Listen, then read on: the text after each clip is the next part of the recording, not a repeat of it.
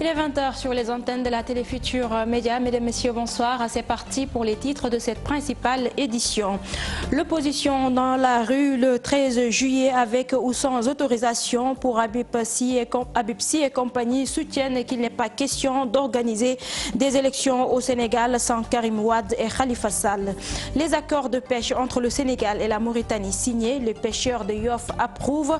Pour des membres du syndicat des travailleurs de la pêche et de l'aquaculture, il y a des points à revoir. Début d'hivernage difficile pour les régions de Kaffrine et de Matam, des quartiers sous les eaux, des centaines de têtes de bétail tuées. Les concernés demandent de l'aide aux autorités étatiques. Et puis en fin d'édition, le journal du mondial, ce sera avec Ibrahim Khan. Voilà pour les titres, le développement, c'est tout de suite.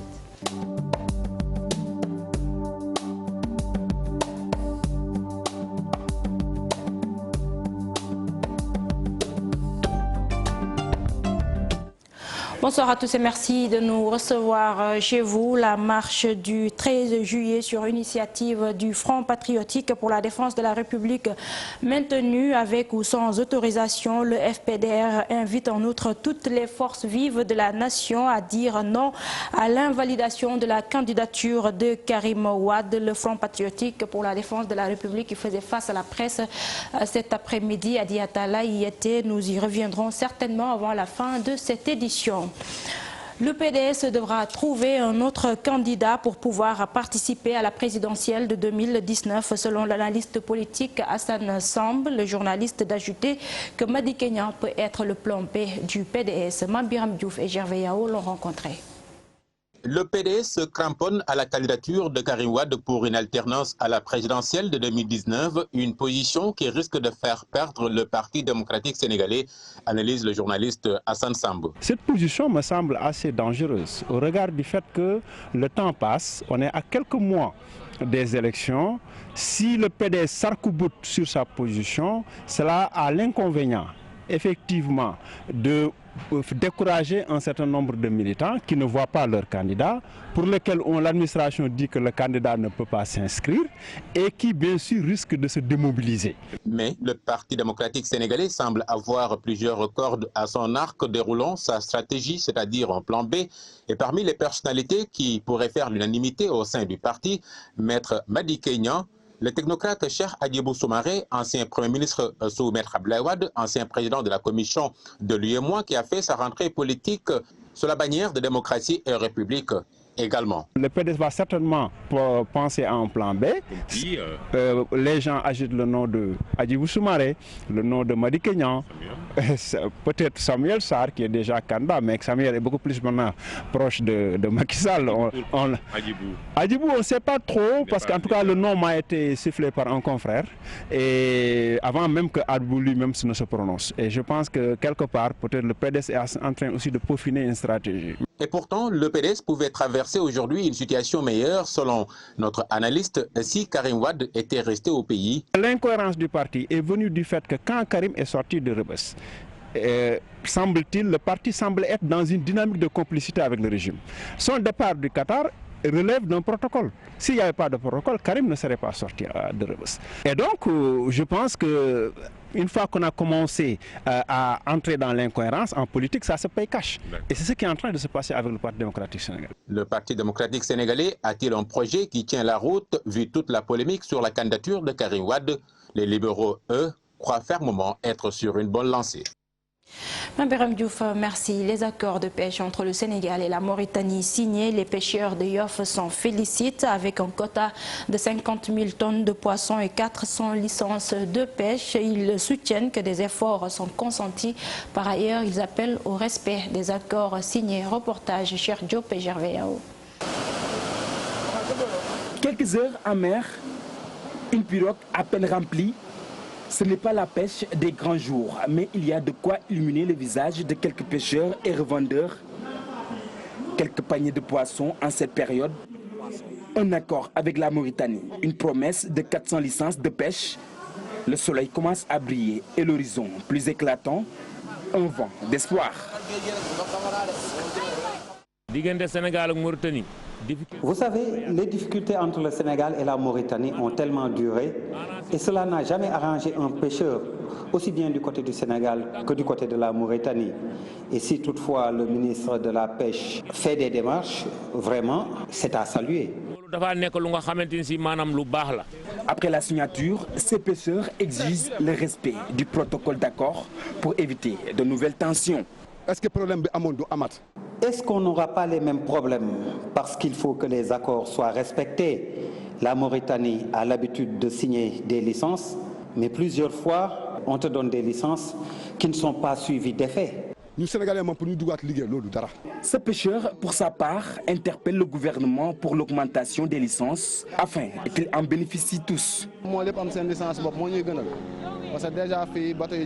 Je préférerais que les licences soient à la portée de tous. Tous les pêcheurs sénégalais doivent en bénéficier. Je sollicite le ministre, s'il peut faire quelque chose pour nos pêcheurs, ça fera l'affaire. Les travaux d'aménagement du quai de débarquement doivent débuter dans les prochains jours. Les pêcheurs souhaitent de meilleures conditions de travail pour bien remplir leurs pirogues et le panier de la ménagère, mais aussi leurs poches. Cher Diop, le syndicat des travailleurs de la pêche et de l'aquaculture s'est également prononcé sur la question. Si certains de ses membres approuvent, d'autres estiment qu'il faudrait revoir à certains points. Ibou Diouf et Gervais Yao. Sénégal, Mauritanie, deux pays liés par un destin historique mais aussi par la mer. Les deux pays partagent une frontière maritime, une situation géographique qui a nécessité des accords de pêche pour faire bénéficier le Sénégal et la Mauritanie de ses ressources maritimes. Deux choses qu'il faut déplorer au niveau de ces accords, c'est parce qu'il y a eu trop de lenteur pour cette année-ci. Donc qu'est-ce que le Sénégal va en gagner? D'autant plus que c'est des licences que nous allons payer pour accéder à ces ressources. Il y avait une contradiction sur le lieu de débarquement des produits halieutiques. Aujourd'hui, on s'est retrouvé à ce que les Saint-Louisiens, les pêcheurs sénégalais globalement, débarquent à 2 km voire 3 km de Saint-Louis, ce qui est déjà une bonne chose. 400 licences de pêche pour une capacité de 50 000 tonnes en 12 mois. Les acteurs de la pêche analysent ces accords de partenariat entre le Sénégal et la Mauritanie. C'est des pays voisins qui se partagent la ressource. Parce que la ressource, la sardinelle, c'est des ressources pélagiques qui migrent d'un pays à un autre. Mais en fait, un peu, la Mauritanie a su sauvegarder ses eaux. Revenons à un principe sacro-saint. On doit vraiment gérer de manière cohérente nos ressources. Ce protocole d'accord de pêche entre le Sénégal et la Mauritanie contient plusieurs points. Le principal est l'autorisation donnée aux pêcheurs sénégalais de se rendre dans les eaux mauritaniennes. Nous, eux, ils ont besoin de nos terres pour pouvoir nourrir leur bétail. Nous avons besoin de leurs eaux pour pouvoir capturer les espèces. Aujourd'hui, ils ont des dromadaires et tout qui viennent dans notre pays. Ça se fait dans ce cadre-là. On ne doit pas stopper tout cela parce que c'est deux pays voisins. Il ne faut pas convoquer l'histoire négative. Les petits poissons pélagiques restent la principale ressource ciblée.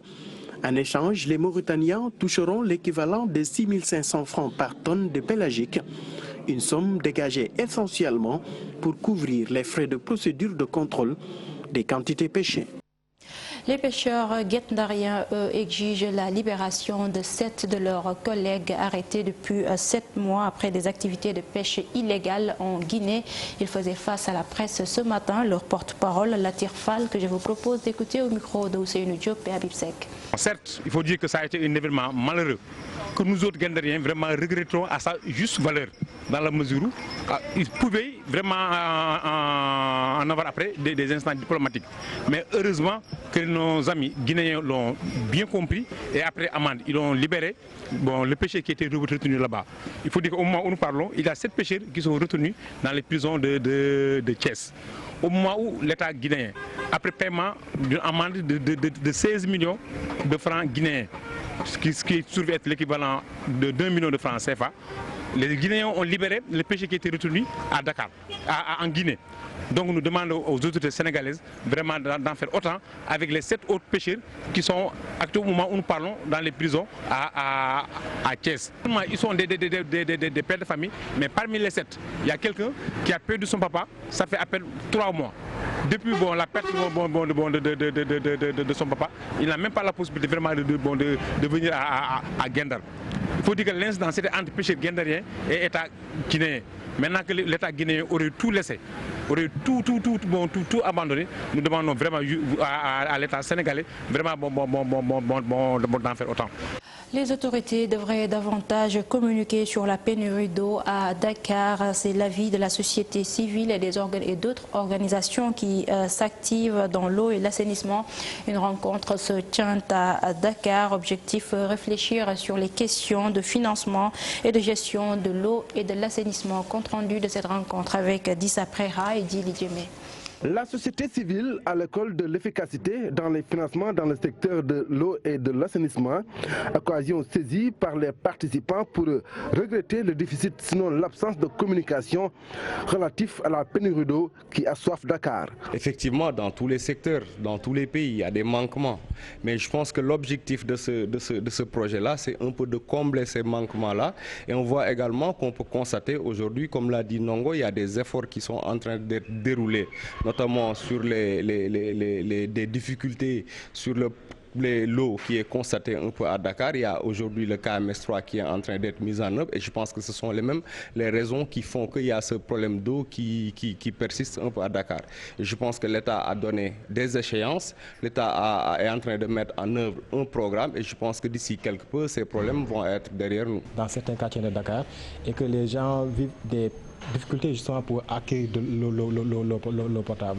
Je pense qu'en fait, gouverner, c'est anticiper et que je pense que l'État doit travailler et je pense qu'il est en train de travailler dans ce sens. On a vu des réalisations qui sont faites. On a vu KMS3 qui est lancé à Thiès et certainement qui va contribuer justement à réduire les difficultés que vivent les populations en termes d'accès en eau et en assainissement. Eau et assainissement, deux secteurs différents mais complémentaires. C'est ce qu'a compris le projet d'appui à la certification citoyenne en renforçant les capacités des acteurs de la société civile. Objectif, un meilleur contrôle dans la gestion de l'hydraulique et de l'assainissement. Donc pour rappel, le but de ce projet, principalement, c'est de renforcer les liens entre la société civile et les pouvoirs publics. Donc pour une meilleure efficacité des services qui sont rendus par ces pouvoirs publics. Et actuellement que nous mettons en œuvre avec dans le secteur de l'eau et de l'assainissement. Donc la certification c'est une approche. Donc c'est de donner un cadre de concertation et d'échange entre les citoyens et les acteurs sectoriels institutionnels pour un peu échanger sur la gouvernance des ressources publiques. Donc présentement, nous appliquons cette démarche dans le secteur de l'eau et de l'assainissement. La pluie, les inondations, le manque d'eau auquel les Sénégalais font face peut avoir des solutions à long terme. Il suffit juste de planifier les actions à mener d'après les experts. Direction la banlieue dakaroise, les habitants de Pikine rue 10 n'en peuvent plus des eaux usées dans leur localité. L'Office national d'assainissement est interpellé en brassard rouge. Ils étaient dans les rues ce matin. Salif Sow et Asmalik Diop. Du bruit, du rouge, de la colère pour dire stop au laxisme de l'ONAS.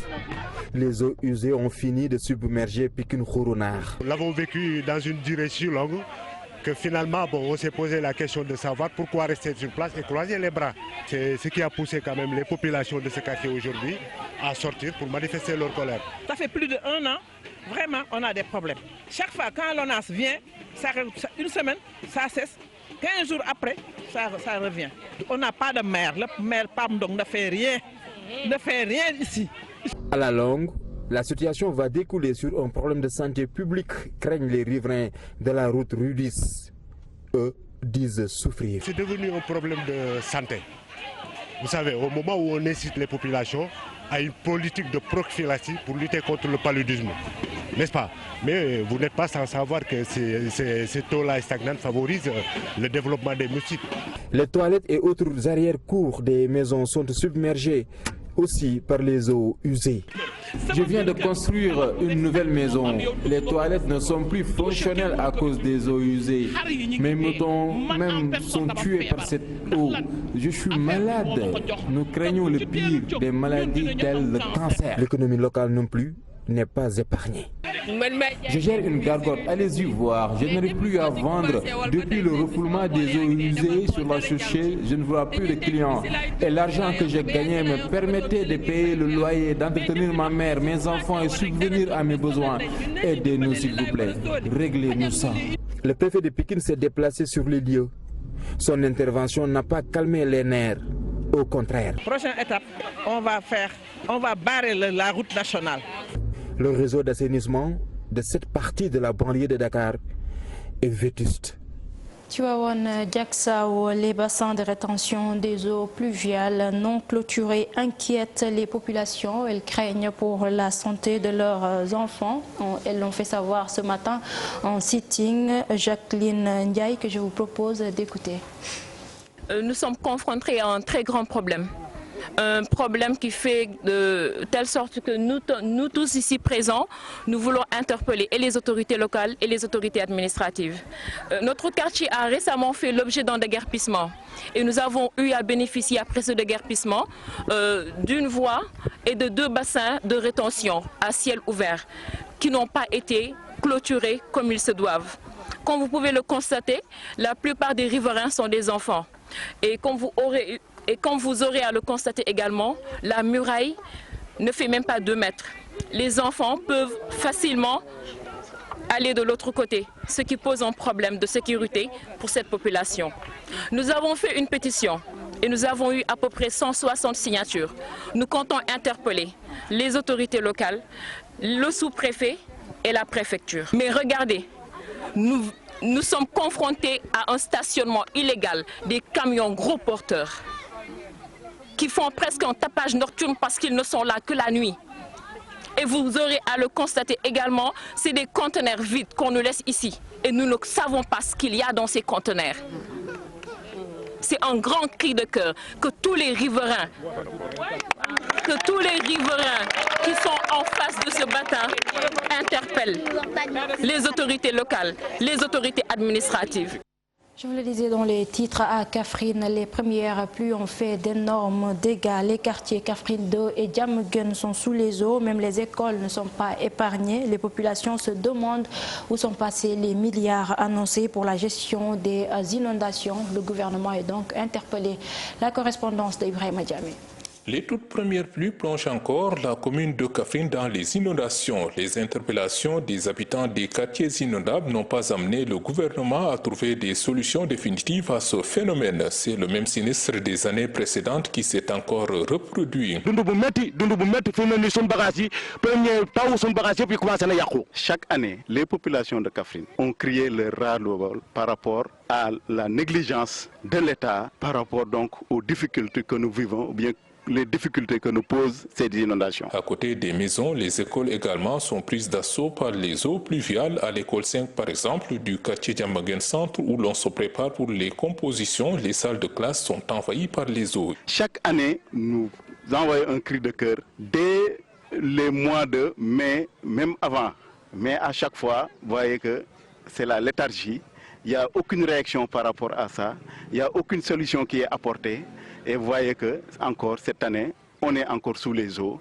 Et vraiment, c'est extrêmement désolant. Les sinistrés de Kaffrine, très outrés par la politique de gestion des inondations du gouvernement, se demandent où passe l'argent tant annoncé par les autorités pour la gestion de cette question. Voilà, donc là, c'est une question qu'il faudra se poser. Parce que si on dit qu'on a mis des milliards pour juguler les problèmes des inondations au niveau de Kaffrine, et que dès les premières pluies, on voit cette situation-là, il y a lieu de se poser où sont passés ces milliards-là. Les gens doivent nous dire, ces milliards-là sont utilisés pour régler ce problème-là ou bien ces milliards-là sont utilisés par des personnes à des fins crypto-personnelles? À Kaffrine, tout comme à Kaolack, chaque année, c'est la même rengaine, mais les mêmes sinistres et les mêmes souffrances se reproduisent. Les autorités viendront encore certainement pour des consolations ou alors pour faire des promesses. Dans le nord du pays également, les pluies ont fait des dégâts. Le trafic routier interrompu sur l'axe Ourossogui-Bakel, un dispositif mis en place pour rétablir le trafic. La correspondance d'Ali Bandénia. Deuxième forte pluie, le trafic routier est encore interrompu sur l'axe Ourossogui-Bakel. De nombreuses brèches se sont ouvertes sur les déviations réalisées dans le cadre de la construction de la RN2. Les automobilistes et autres passagers crient leur désarroi. Donc on a constaté que leurs roues, ils ont tous coupé. On est obligé de passer la nuit à Ourossogui, depuis le mardi dernier. Et puis on est obligé de passer par Matam, par Nawel, par Bouriki. On a passé par Waoundé, par Gassambiri, par Okedjere, on a passé par Ayabalène. Et puis aujourd'hui, c'est devenu encore pareil. Mais moi, je n'arrive pas à comprendre aujourd'hui, en 2018, En 2018 aujourd'hui, on dirait qu'on a 1977 derrière. Mais moi je pense qu'aujourd'hui on ne peut pas être dans la région le plus riche au Sénégal et puis on pense qu'on est dans la région le plus pauvre au Sénégal. Moi je pense que ça c'est inadmissible. Le président de la République doit réagir. La longue attente à hauteur du village de Sinthiane oblige le préfet de Kanel à descendre sur le terrain, calmer les esprits. Nous avons informé donc la hiérarchie, nous avons également pris les dispositions nécessaires pour appeler les transporteurs et les usagers au calme et à la sérénité en attendant que les opérations se déroulent bien. De son côté, la Géroute a mobilisé les entreprises en charge des travaux et s'engage à assurer la continuité du trafic. Le dispositif qui est mis en place, d'abord au niveau de la route, il faut signaler que tous les radiers submersibles qui existaient ont été supprimés et remplacés par des ouvrages, donc des dallos d'importance relativement importante. Maintenant, ces dallos fonctionnent. Le seul problème, c'est que les déviations qui font face à ces dallos peuvent présenter des fois des problèmes. Et les mesures qui sont prises pour résoudre ces problèmes, c'est la mobilisation des bus qui vont être placés donc, au droit des déviations pour permettre l'écoulement normal des eaux, le temps que la construction de la route soit achevée. Les automobilistes auront attendu plus de 6 tours d'horloge pour traverser cette mare. Cela au grand bonheur des populations qui peuvent désormais vaquer librement à leurs occupations. Nous restons dans la région de Matam où des centaines de têtes de bétail sont tuées après les premières pluies. Une situation difficile pour les éleveurs de la localité. Ils demandent de l'aide aux autorités étatiques. Leur porte-parole Aruna Abdoulba que nous allons écouter.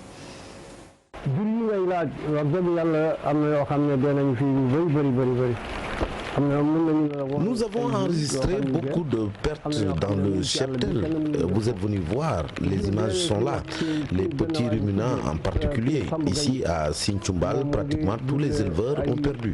Il n'y a aucune maison dans laquelle vous rentrez sans trouver un sinistré. La situation est vraiment très dramatique et nous la vivons, c'est la vérité.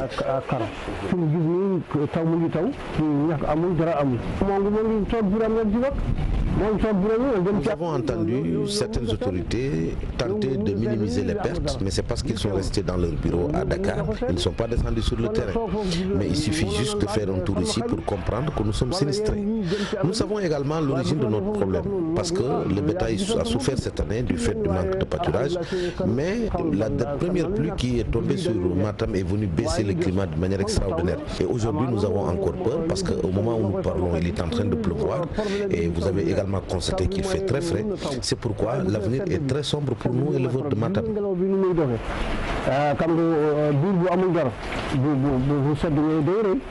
Aminata Mbengue Ndiaye, ministre de l'élevage, était au ranch de Doli. Elle a rencontré les éleveurs très peinés après ce qui s'est passé, des dégâts donc causés par la pluie. Aminata Mbengue Ndiaye que nous allons écouter au micro de Modou Mbaye.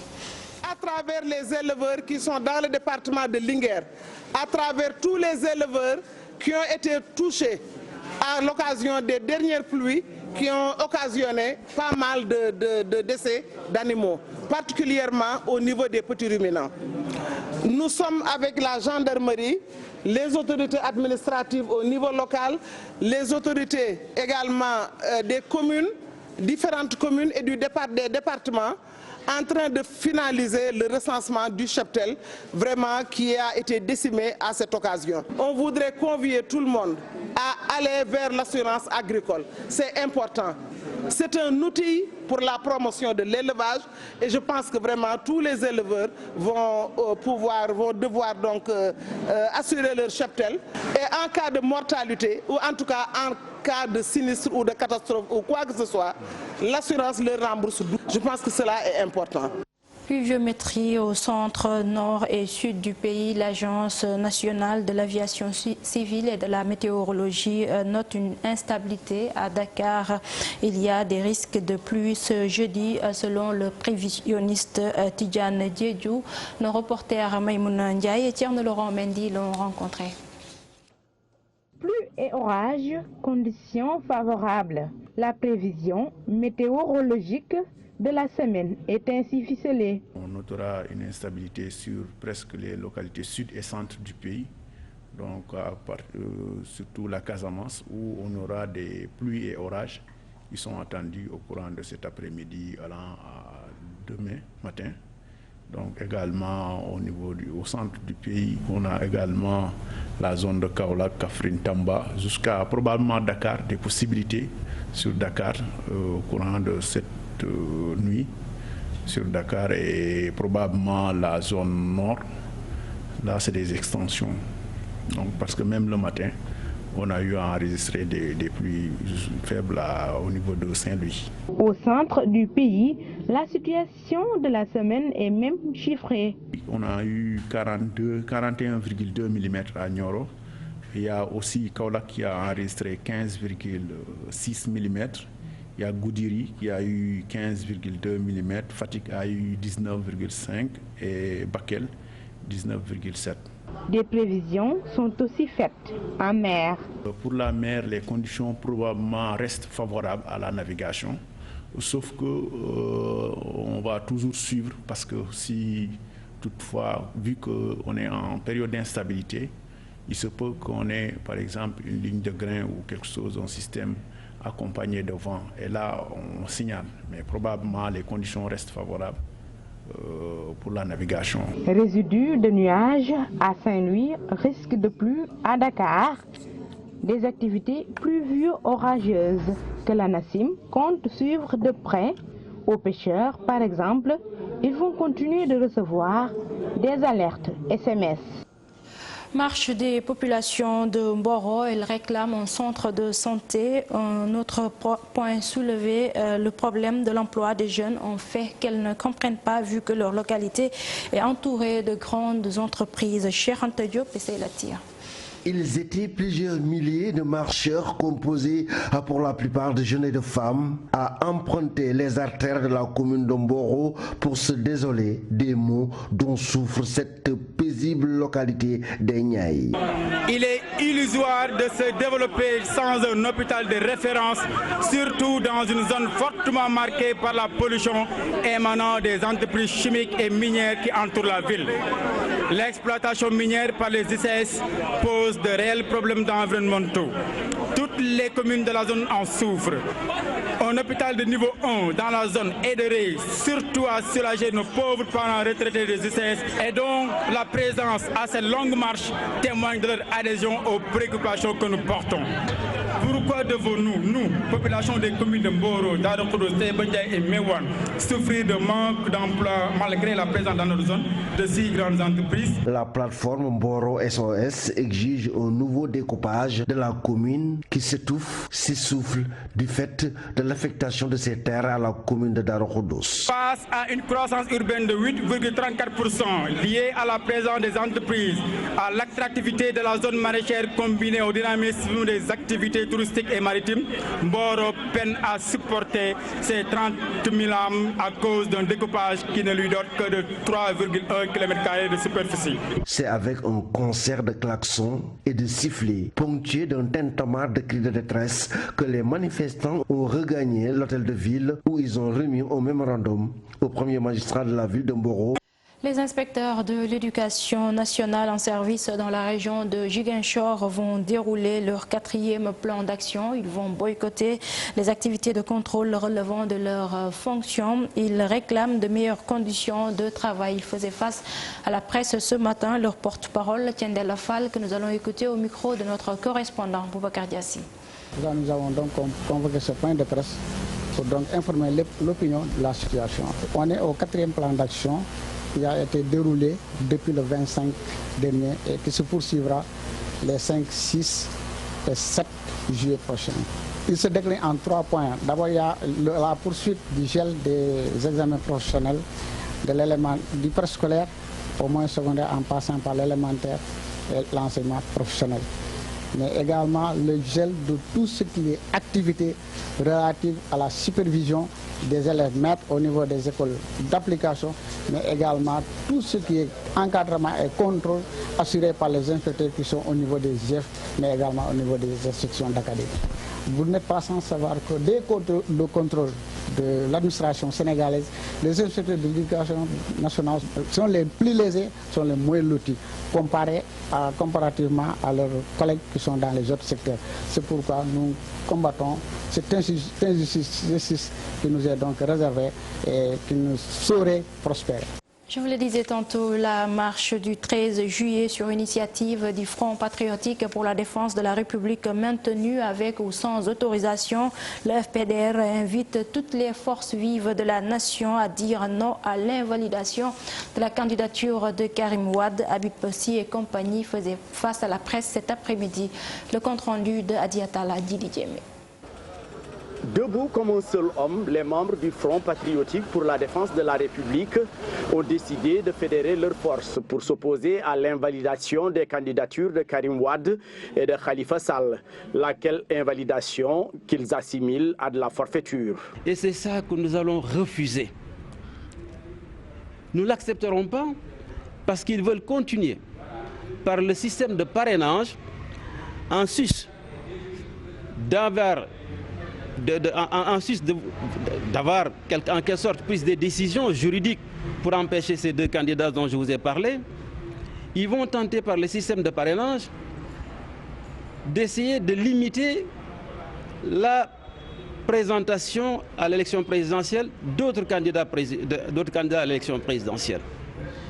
Et nous estimons que cela constitue un recul démocratique pour le Sénégal. Nous allons faire une démonstration de force, pousser le gouvernement, l'obliger, parce que nous sommes engagés à le faire, l'obliger à arrêter ces pratiques antidémocratiques pour que des élections transparentes puissent être organisées au Sénégal. Le FPDR a également mis en garde les autorités contre toute tentative d'interdiction de sa marche du 13 juillet prochain et qu'il compte tenir avec ou sans autorisation. Le Front lance un appel à toutes les populations du Sénégal à venir participer à cette manifestation pour arrêter la dérive autoritaire, dictatoriale du régime de Macky Sall. Parce que ces pratiques sont extrêmement dangereuses, vous le savez. Habib Sy et ses camarades de l'opposition déclarent avoir initié des visites auprès des familles religieuses et coutumières pour mettre au parfum ces autorités sur les conséquences du parrainage qui va à l'encontre de l'approfondissement de la démocratie. Diatala, le Front patriotique pour la défense de la République compte saisir la CEDEAO pour un recours en annulation du parrainage qui ne contribue pas à l'approfondissement de la démocratie, une décision que l'organisation a prise suite au rejet de son recours par le Conseil constitutionnel. Habib Sy. Le Front a déploré le fait que le pouvoir réussisse aujourd'hui à mettre sous ordre une certaine justice. C'est triste pour notre pays. C'est pour cela que le Front a décidé, par rapport à ce rejet de notre recours, de tenter un autre recours auprès de la Cour de justice de la CEDEAO. Au moins, on peut faire confiance à cette Cour de justice parce que récemment, elle a rendu une décision favorable à Khalifa Sall et malheureusement, le pouvoir de Macky Sall ne veut pas exécuter cette décision de justice. Sitting des pro-khalifistes ce lundi au palais de justice pour exiger la libération de leur leader et leur candidat à la présidentielle de 2019. Ces jeunes proches du maire de Dakar faisaient face à la presse. Leur porte-parole, Madiop Diop, que nous allons écouter au micro de Souadou Ndiaye. Normalement, le jugement démarrera le lundi et nous disons jusqu'à présent que Khalifa est libre. En dehors même de la décision de la CEDEAO, Khalifa est libre. Parce que la CEDEAO a bel et bien dit que la forme n'a pas été respectée. Khalifa Sall devait avoir un avocat au moment des interrogations. Le procès de Khalifa Sall n'est pas équitable. Donc cette décision veut tout dire. C'est pour dire que l'État a fait du n'importe quoi pour encastrer Khalifa Sall. Mais pas l'emprisonner, mais encastrer Khalifa Sall. C'est la raison pour laquelle je dis que Khalifa, il est candidat, il n'est plus détenu, mais plutôt un otage de Macky Sall. Nous allons faire une très forte mobilisation. Aller au tribunal, assister notre maire. Point barre. Oui, Khalifa il sera candidat parce que l'appel est suspensif. L'Assemblée nationale a examiné vendredi dernier le projet de loi de finances rectificative 2018. Cette loi est connue dans le langage courant sous le nom de collectif budgétaire. Comment comprendre cette loi? En quoi consiste-t-elle réellement? Élément de réponse dans ce récit signé Daniel Diouf. La loi de finances rectificative intervient au cours d'un exercice budgétaire, c'est-à-dire au cours de l'année d'exécution du budget. Elle a pour effet de modifier la loi de finances initiale, autrement dit, le budget initialement voté. En clair, si le budget initialement voté est de 3 500 milliards, avec une loi de finances rectificative, il peut passer à 3 700 milliards, par exemple. Son objet, c'est donc de corriger les prévisions de départ du fait de nouvelles dépenses imprévues, bien souvent, ou d'évolutions conjoncturelles. Cette loi est alors toujours motivée et implique une conséquence majeure. Elle est portée par le ministre des Finances, examinée par l'Assemblée nationale. Vendredi dernier, par exemple, les parlementaires ont examiné le projet de loi de finances rectificative 2018. Deux motifs à l'origine. La hausse du prix du baril du pétrole, passé de $54 à près de $75. Une situation qui aurait pu avoir comme implication immédiate la hausse du prix du carburant à la pompe et de l'électricité des ménages et des entreprises de production. La loi de finances rectificative 2018, adoptée vendredi par l'Assemblée nationale, est aussi motivée par les engagements du gouvernement à l'égard des étudiants, des travailleurs des secteurs de l'éducation et de la santé. Conséquence principale du vote de cette loi, le déficit budgétaire. Il grimpe, passant de 367 milliards à 475 milliards, soit une hausse de 108 milliards en valeur absolue. Daniel Diouf, merci. Plus de 6 tonnes de drogue incinérées à Mbour, une quantité qui dépasse la moyenne nationale. Le préfet du département demande aux populations de s'impliquer dans la lutte contre la drogue. Plus de détails avec nos correspondants Abdourahmane Diallo et Mamadou Gueye. Plus de 6 tonnes de drogue incinérée à Mbour. Elle a été collectée entre Dias et Tchadjaï. Le dynamisme des forces de défense et de sécurité, les forces de répression, qui nous ont permis quand même de récupérer une saisie de 6 tonnes 450 qu'on vient d'incinérer devant toutes les autorités militaires, le procureur, le parquet qui est là, avec le procureur du tribunal de grande instance. Cette quantité est énorme, elle est supérieure aux précédentes. L'autorité administrative explique la raison. Et si on compare ce qu'on a incinéré par rapport aux autres régions, ça dépasse largement les quantités. C'est des quantités incommensurables. 6 tonnes, pour un département comme Mbour, cela montre l'ampleur quand même du fléau. La situation de Mbour, c'est que Mbour est un carrefour. C'est une zone de transit où tout le monde passe pour aller soit à Dakar ou bien quitter Dakar pour aller à l'intérieur du pays et même dans la sous-région. Le préfet de Mbour appelle les populations à s'impliquer davantage dans la lutte contre la drogue. C'est le moment de rappeler aussi que nous devons redynamiser le comité départemental de lutte contre la drogue qui existe déjà par arrêté et qui est toujours là, mais manque d'animation et de fonctionnement, ce qui fait que vraiment, mais par la grâce de Dieu et avec un peu l'appui du procureur, nous allons essayer de voir comment redynamiser ce comité et ensemble nous allons mener la lutte. Vous et nous tous, les populations seront concernées et tout le monde sera au centre de ce combat que nous devons mener. Saher Ndao a profité de l'occasion pour féliciter les forces de l'ordre dans cette traque de la drogue. Incivisme au Sénégal, les militaires et anciens militaires de la classe 92 pour une large concertation en déplacement à Tivaouane-Peulh. Ils invitent les populations à changer de comportement. Ousseynou Thiam et Ahmadou Bambassam. Venir annoncer aux populations de Tivaouane-Peulh la construction d'un poste de santé, les responsables et membres de l'amicale des militaires et anciens militaires de la classe 1992 se sont prononcés sur l'incivisme au Sénégal. Des hommes qui ont passé sous le drapeau qui s'étonnent du niveau d'incivisme dans notre pays. L'heure est très grave. Moi je demande que du moment qu'on a des Badjanougor, des chefs de quartier, des notables, des imams, l'heure est à la concertation nationale. pour éduquer les enfants, d'abord à la maison et ensuite à l'école. Nous, dans l'armée, en 45 jours, on nous a appris et on nous a formés. On nous a dit qu'un militaire doit être formé moralement, civiquement. On doit inculquer les enfants la formation morale, civique du citoyen. Et même, j'interpelle à travers ça l'armée pour qu'il y ait des mercredis citoyens dans les établissements. Sur les bavures des forces de l'ordre, ces militaires et anciens militaires appellent à plus de respect vis-à-vis des hommes de tenue dans l'exercice de leur mission. L'incivisme commence par des gens qui taxent les hommes de tenue de civisme, parce que nous, on nous appelle à toujours respecter les ordres.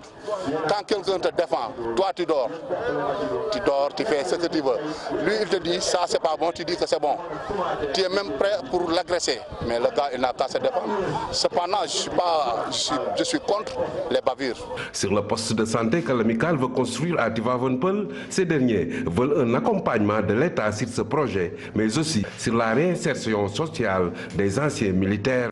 La communauté laïenne prépare le pèlerinage de l'exil de Seydina Limamou Laye dans la nuit du 10 au 11 septembre 1887. Un CRD donc s'est tenu à la gouvernance de Dakar pour permettre aux autorités administratives et religieuses d'échanger pour la bonne tenue de cet événement. Écoutons à ce propos Seydina Mandione Laye, coordonnateur du comité d'organisation. Il est au micro de Ibou Diouf et Gervais Yao. C'était une vieille doléance parce que nous avions constaté à l'époque que l'événement d'Engadjiga prend de l'ampleur et que nous étions un peu dépassés par les événements. Il était bon donc de passer au niveau de la région, ce qui a été fait aujourd'hui. Et là, nous remercions M. le ministre de l'Intérieur qui a bien voulu accéder à notre requête. Donc, nous avons tenu cette réunion ce matin. Nous avons eu des échanges avec tous les chefs de service du département, de la région. Chacun, en ce qui le connaît, a pris des engagements et nous espérons que ces engagements seront respectés.